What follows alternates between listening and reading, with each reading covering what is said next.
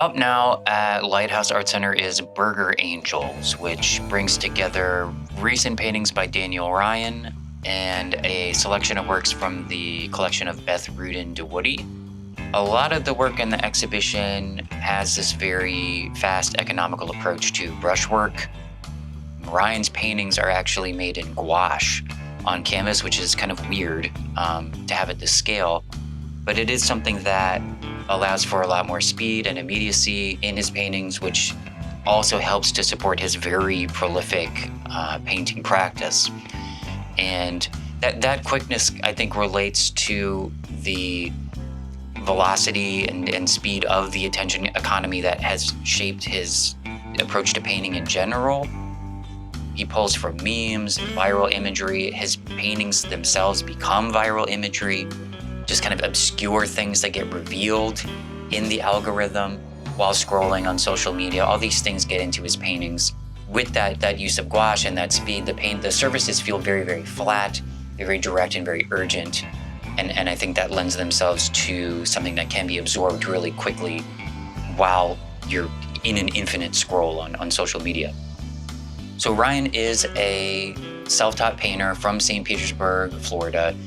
He has built this substantial online following over the last decade or so.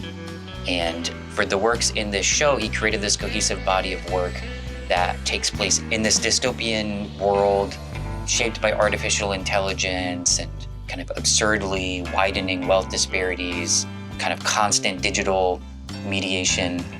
And the paintings are very exaggerated, very surreal, very absurd.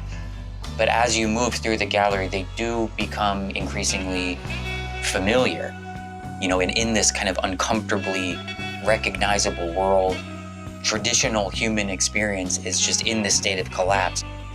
And Ryan's cats in the paintings have basically replaced humans in a lot of different ways.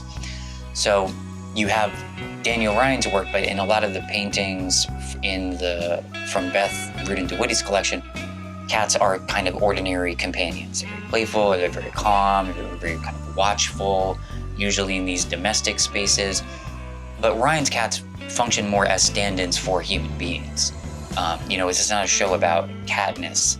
There are some kind of negative stereotypes that cats can have that I think Ryan is relating to sort of negative traits that humans can have. But, the cats in his paintings are, they're selfish, they're indulgent, they're kind of emotionally stunted. And in his paintings, they're kind of trapped in they're trapped in these cycles of violence and consumption. And so because they're cats, they have 9 lives, so they're surprisingly durable, with these poor diets and in these kind of destroyed landscapes. But it's not a kind of heroic survival, it's just a kind of automatic functioning within this collapse, in this kind of deadpan way.